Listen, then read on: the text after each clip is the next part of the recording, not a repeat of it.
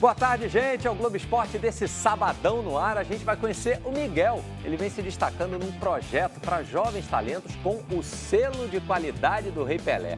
E esse fim de semana marca o início da maioria dos estaduais pelo Brasil, né? O Carioca já começou e o Botafogo deve ter duas equipes diferentes. O Fábio Jupa vai explicar para a gente como é que isso vai funcionar. Boa tarde, Jupa. Boa tarde, Gil. Boa tarde para você que está com a gente no Globo Esporte. Botafogo estreia amanhã no Carioca, aqui no Newton Santos, contra o Audax. E como a pré-temporada nos Estados Unidos foi cancelada, o técnico Luiz Castro decidiu que o Botafogo vai jogar o Carioca com dois times, o A e o B. Nos finais de semana vai jogar o time B, formado por jogadores sub-23 e comandados pelo técnico Lúcio Flávio. Nesse time que vai enfrentar o Audax amanhã, tem jogadores conhecidos do torcedor, lateral esquerdo lateral esquerdo Hugo, volante Del Piage, o atacante americano Jacob Montes. Nos jogos de meio de semana, aí entra o time principal comandado pelo Luiz Castro. O primeiro jogo desse time vai ser na quinta-feira contra o Volta Redonda, lá no Raulino de Oliveira. Ontem, pela Copinha, o Botafogo venceu o Lemense por 2-0. O primeiro gol foi do Sapata no rebote, aproveitando o rebote, o segundo do Léo Pedro. Com essa vitória por 2-0, o Botafogo passou para a terceira fase da competição. Agora, a gente vai assistir a última reportagem da série do Mecânico João, aquele que não tem time, mas está à procura de um. Hoje ele vai conhecer o Botafogo e depois ele vai revelar que time ele escolheu. Chegou o dia da última visita do João. General Severiano, sede do Botafogo. Fala, Pedro. Fala aí, bem? João. Beleza? Aí, seja bem-vindo aqui à Casa do Glorioso. Obrigado, cara. Fiquei sabendo que você foi aí conhecer outros clubes, mas hoje você veio para o lugar certo. Aqui é tradição, não é moda, e eu vou mostrar para você um lugar bem legal para você conhecer a nossa história. Vamos lá que eu quero ver. O Pedro foi o guia da vez. Ele é a voz da torcida do Botafogo no nosso site, o ge.globo. Então vamos começar aqui no Centro de Memória do Botafogo pela parte que é a que eu mais gosto, que é onde estão os nossos ídolos, as principais bandeiras do Botafogo para mim, Newton Santos e Mané Garrincha, que é o maior craque que o futebol brasileiro já teve. Muito falar dele. Ele e o Pelé estão ali, ó, pau a pau. Mas tem muita gente que fala que o Garrincha foi o que jogou mais, carregou a seleção brasileira na Copa do Mundo 62. E uma outra coisa, né? Pelé e Garrincha juntos nunca perderam o jogo vestindo a camisa amarelinha, né? Jogava demais. Vai ficar para Garrincha, bota gol! Seguindo o tour por mais troféus. Brasileirão. Aquela taça ali é de campeão brasileiro. Aquela ali de 95, que é uma taça muito emblemática para os torcedores, né? Sul-Americana. Botafogo e Penharol. Aqui, ó. É aquela ali, ó. Taça Conmebol. A gente ganhou em 1993. E esse ano, o Botafogo voltou a disputar uma competição, vai voltar a disputar uma competição internacional. O calendário do Botafogo esse ano tá assim: Campeonato Carioca, Brasileirão, Copa do Brasil e Sul-Americana. Já sabe que o Botafogo vira SAF, né? É mesmo? Rapaz, vem um americano agora cheio de dinheiro, o tal do John Textor. Tá aqui desde o ano passado, o time do Botafogo agora é bom, já não tem mais nenhum problema, tem dinheiro para gastar, para contratar. Bem, a gente já sabe que o João é mecânico, apaixonado por carros. E que futebol não é lá a praia dele. Mas ele tem outras paixões. Uma delas, a música. Eu também sou músico, eu gosto de tocar bateria. Toco bateria há muito tempo, comecei a tocar bateria quando tinha 7 anos de idade. E é isso aí, é assim que eu levo a minha vida. Fala, João! Fala, Pedro! E aí, achou que tinha acabado, né? Achei, não acabou não? Não, ó, pra finalizar sua participação no Globo Esporte, lembrando que você é músico e gosta de um som, o Pedro e a Botafogo Samba Clube prepararam uma surpresa pra você.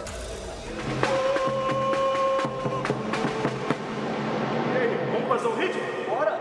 O Chicão e o Claudemir são músicos e torcedores do Botafogo, filho e pai. E integrantes da Botafogo Samba Clube, escola de samba. Te amo, brilha meu facho de luz, Botafogo Samba Clube, a tua estrela nos conduz, meu glorioso amor, imenso prazer. Agora ele já tá prontinho para ir pro estádio, né? Com pra certeza. ver o Tiquinho Soares, o Marçal, o Eduardo, o Lucas Fernandes. Uma coisa que a gente tem que lembrar pro João, todo botafoguense é supersticioso. 2023, final da Sul-Americana, dia do aniversário do Mané Garrincha, no estádio Mané Garrincha. No dia do aniversário do Mané Garrincha. No dia do aniversário do Mané Garrincha. Tem ocasião melhor pra gente ser campeão? Eu já comprei minha passagem para Brasília. Ainda não tá está confirmado oficialmente, mas tem grandes chances de a final da Sul-Americana 2023 ser em Brasília, dia 28 de outubro. Não, achei muito legal, o clube tem uma história muito bonita, fui super bem recebido, gostei muito da música. E como eu falei aí, se me deixarem ficar na banda, eu vou pensar se ouvir o Botafoguense ou não. João, afinal, já escolheu o seu time?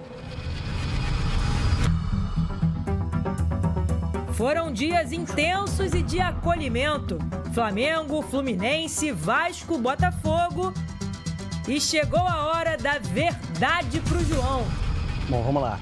Eu gostaria primeiramente de agradecer todos os clubes que me receberam super bem, de portas abertas, me contaram um pouquinho da história deles, com os torcedores de coração. A história de todos eles é muito bonita, só que tem um problema.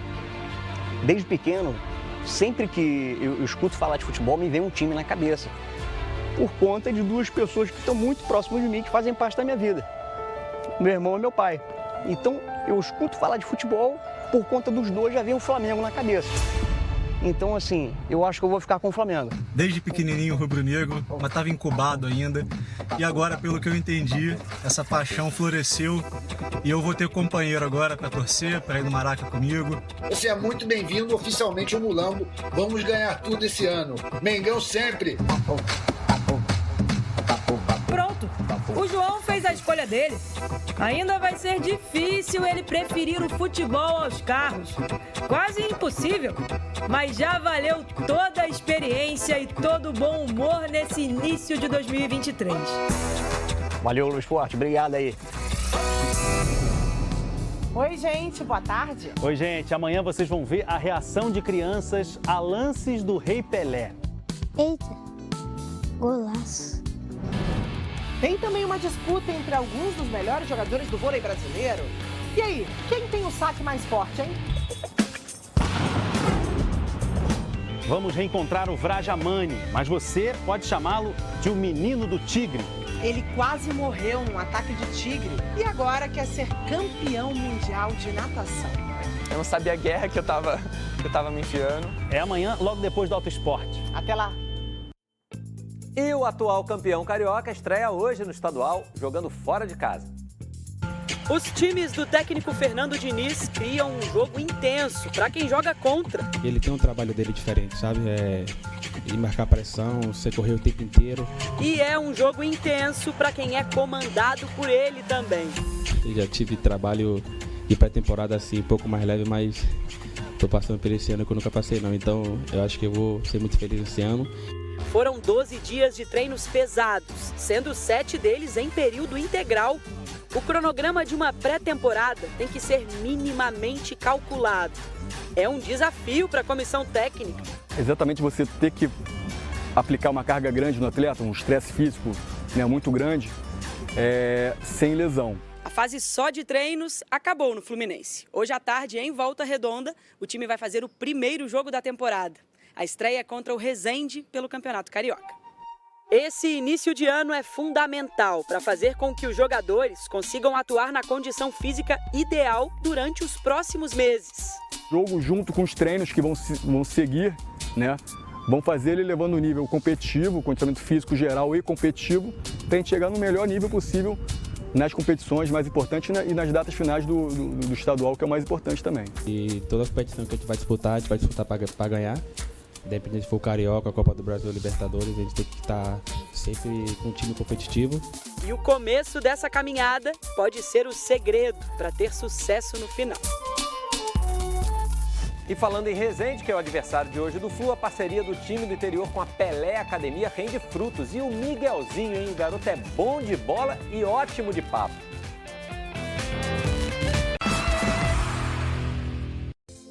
E hoje tem o Vasco estreando no Campeonato Carioca, mas o time principal não está nos Estados Unidos. O André Pessoa explica tudo direitinho pra gente. Tem caras novas no Vasco. Hola, bueno, acá les habla Luca Orellano. Bueno, queria decirle que estou muito feliz de estar acá. Fala, torcedor vascaíno, tudo bem? Aqui é o Jair. Estou passando para agradecer o carinho, dizer que estou muito feliz, motivado. O atacante argentino Luca Orellano tem 20 anos e foi revelado pelo Vélez Sarsfield. O volante Jair, de 28 anos, estava no Atlético Mineiro. Já são 9 os reforços contratados para esta temporada. Orelhano e Jair assinaram contratos com o Vasco até o fim de 2025. Os dois, mais o goleiro Ivan, também anunciado essa semana, viajaram com o time principal para os Estados Unidos. É uma camisa gigante, com grandes goleiros, e eu espero que também gravar meu nome aqui na história do Vasco, que é um clube gigante. Dos 9 reforços, só 2 ficaram no Rio de Janeiro. O volante De Luca está machucado. Já o zagueiro Robson Bambu vai trabalhar a parte física. A equipe comandada pelo técnico Maurício Barbieri vai ficar até o dia 22 de janeiro nos Estados Unidos.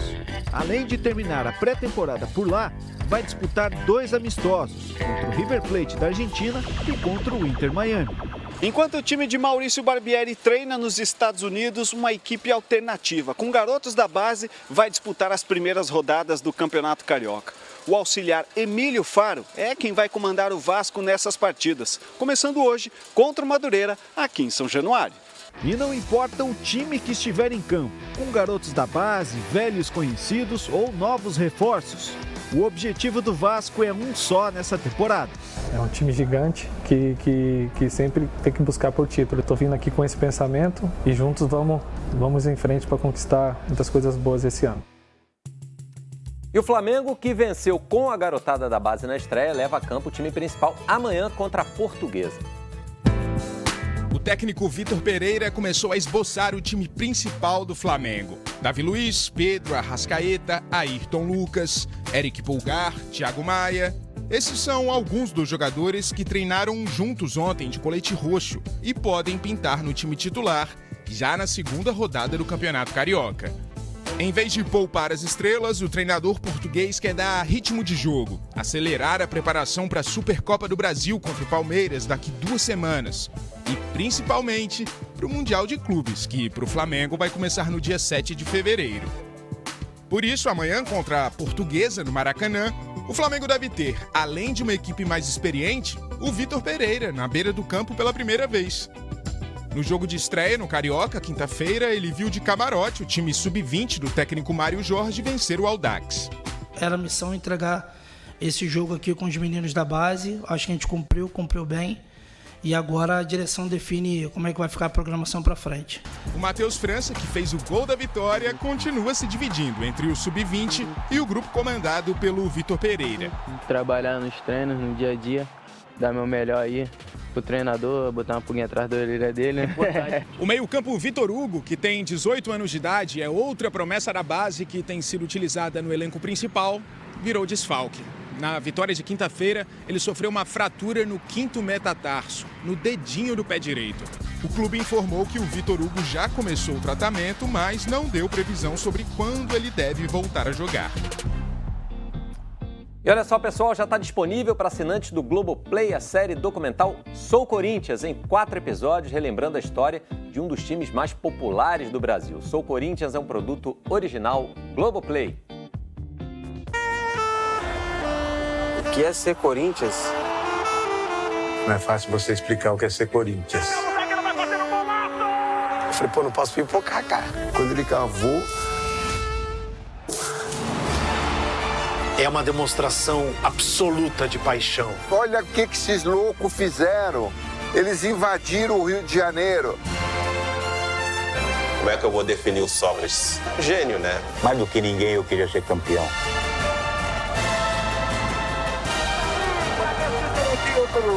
O general ligou e falou pra gente não jogar com a camisa de Aquisivote. Este jogador de 23 anos é considerado um craque. Gostava de uma cerveja, gostava da noite. Porque a Libertadores é o grande sonho deles. Ah, pois, campeão do mundo.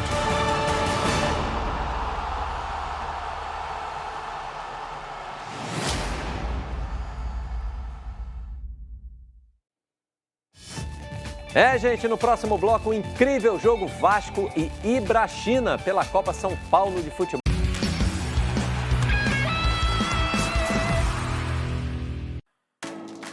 As atuais bicampeãs olímpicas da vela, Martine Grael e Kaena Kunze, estão no Rio. Nós fomos atrás delas para saber dos planos até os Jogos de Paris 2024.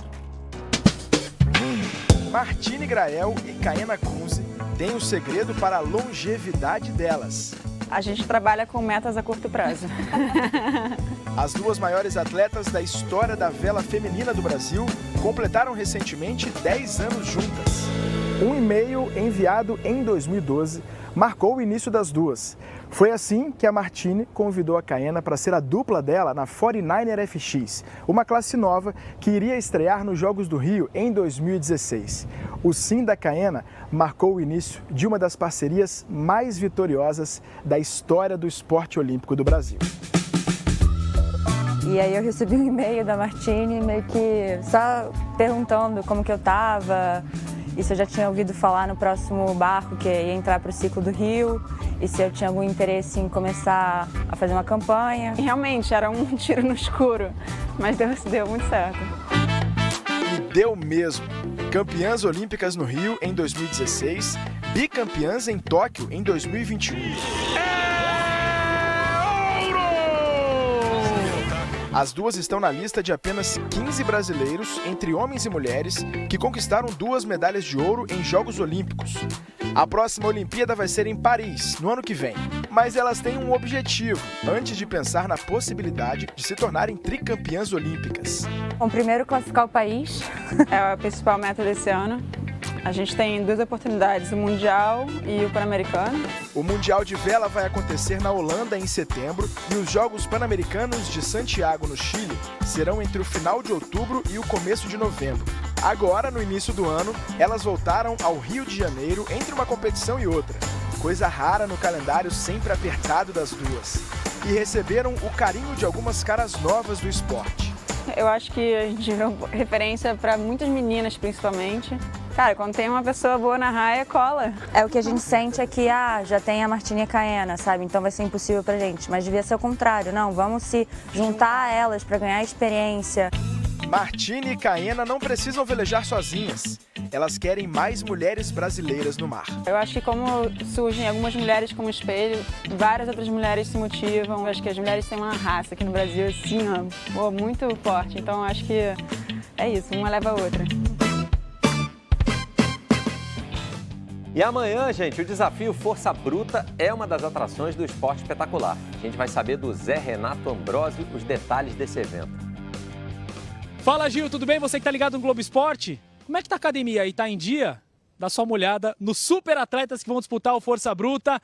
Marcelo, atleta do Uruguai, vai demonstrar pra gente o levantamento de barril, um dos 4 desafios.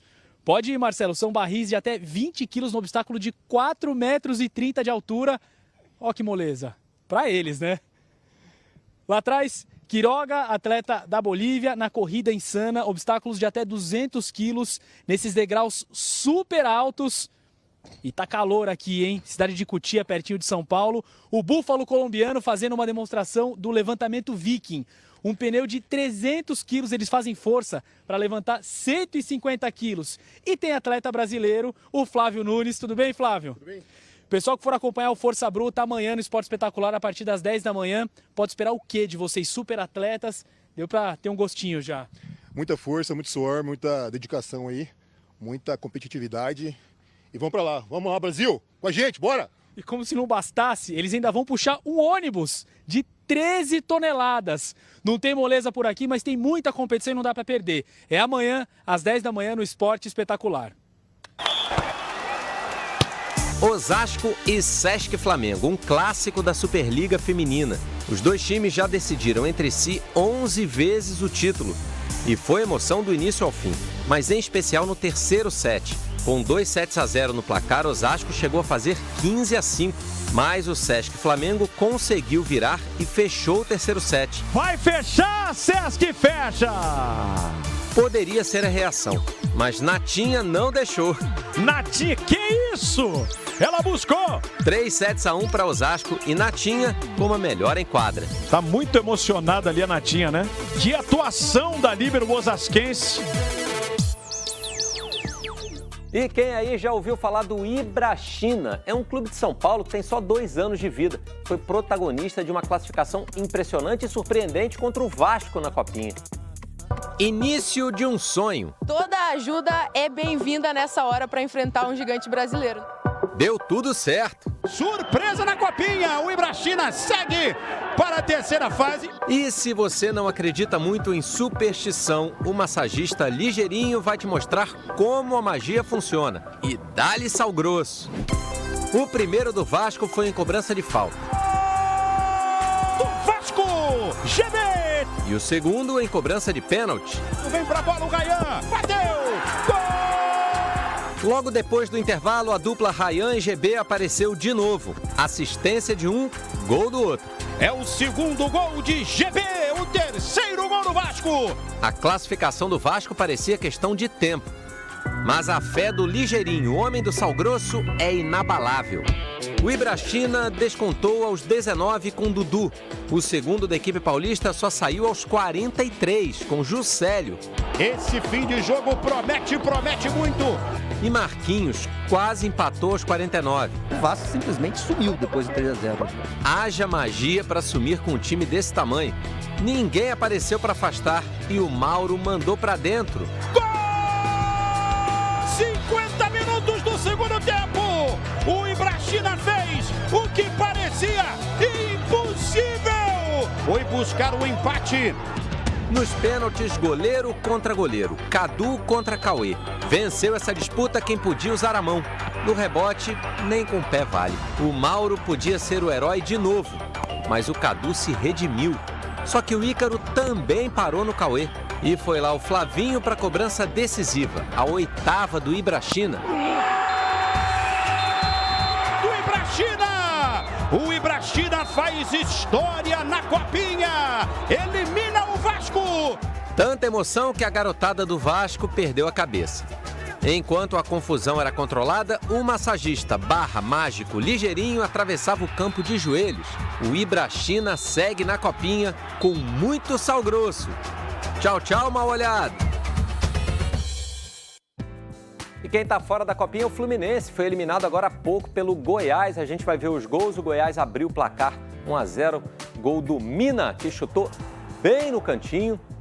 O jogo em Guaratinguetá. O Fluminense empatou com um belo gol do Freitas. Driblou 2, chutou.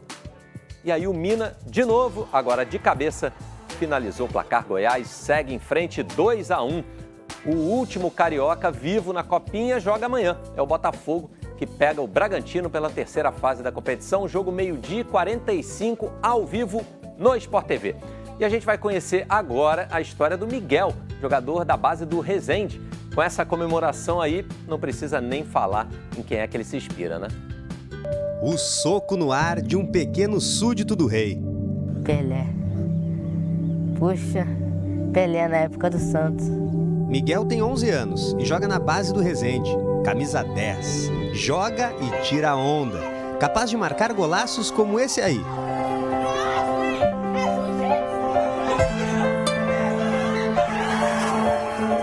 Um certo dia, após um gol, ele fez a comemoração consagrada por Pelé. Foi no momento.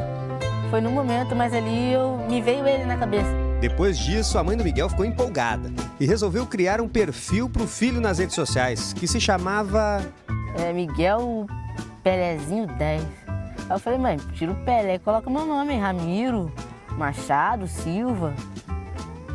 Pesa muito, senão você vai para dentro de campo, aí o cara, é o Pelézinho, então toma uma já. Vai esperar que eu sou aquele cara que mete gol no meio de campo, gol de bicicleta, cabeceador. Mas não, joga minha bola. O apelido em referência a Pelé ficou para trás. E é melhor que seja assim. Miguel quer evitar qualquer tipo de comparação para jogar mais leve e poder se inspirar no rei do futebol. E o tempo inteiro vendo vídeo de futebol no meu quarto, vendo vídeo do Pelé, aprendendo. Eu tendo 10% do que o Pelé jogou aí, vou estar feliz demais, vou estar nas nuvens. O caminho para ser profissional é longo, mas Miguel tem um trunfo. Ele joga no local que leva a assinatura de Pelé. Chegar sabendo um lugar que tem a imagem de um cara que você admira muito, não tenho o que descrever. É o lugar perfeito, a base perfeita para você ir evoluindo. Cada vez mais, a cada jogo, mentalidade, saber lidar com o treinador, saber lidar com o banco, saber lidar com as críticas fora de campo, isso ajuda muito. O Resende é parceiro da Pelé Academia, centro de formação de atletas com metodologia própria e em sintonia com a educação, um desejo antigo do rei do futebol. Eu já realizei quase todos os meus sonhos. Só falta um, aquele que eu sonhei no dia mais importante da minha vida, o dia em que eu fiz o 1000º gol. Vamos proteger os pobres, vamos proteger as criancinhas necessitadas, vamos pesar em quem precisa. Vamos ajudar todo mundo, pelo amor de Deus. O povo brasileiro não pode esquecer das crianças. Em 2018, quase 50 anos depois do 1000º gol, o rei do futebol realizou o sonho. Ele esteve presente na inauguração da Pelé Academia em Resende. A cidade no sul do estado do Rio foi escolhida pela localização estrategicamente afetiva com o maior jogador da história. Maracanã era a casa do Pelé. Então o Rio de Janeiro tinha que estar próximo. Depois Pelé jogava no Santos e São Paulo. São Paulo tinha que estar próximo. E Minas tinha que estar próximo porque ele nasceu em Três Corações. Então esse triângulo no fim casou, né? Diretor de futebol do Resende e amigo de Pelé, Hugo lembra com carinho dos conselhos do rei do futebol antes de a Pelé Academia começar. Indescritível como ser humano, né? É um cara que a gente se emociona, porque é um cara que, assim, eu nunca vi, eu já convivi com várias celebridades, né, do esporte, mas não no tamanho dele, cara. E ele é uma pessoa extremamente preocupada com o ser humano, preocupado com os menos privilegiados. E ele sempre falava, Hugo, a grande maioria não vai virar, tá? Te preocupa com os que não vão virar. Virar ou não jogador de futebol profissional, Miguel tá na luta. Vai mostrar o que sabe e aprender com os ensinamentos do maior de todos os tempos. Poder ser um líder dentro de campo é o que eu espero muito, ganhar a confiança de pessoas dentro e fora de campo, saber lidar com racismo, saber lidar com xingamento, saber lidar com seus colegas dentro de campo, não afetar, não xingar. É isso que eu penso, ser um cara completo, um cara de caráter lá pra frente. Viva Pelé, boa sorte, Miguel, e bom fim de semana para todo mundo. Até a próxima, gente. Valeu!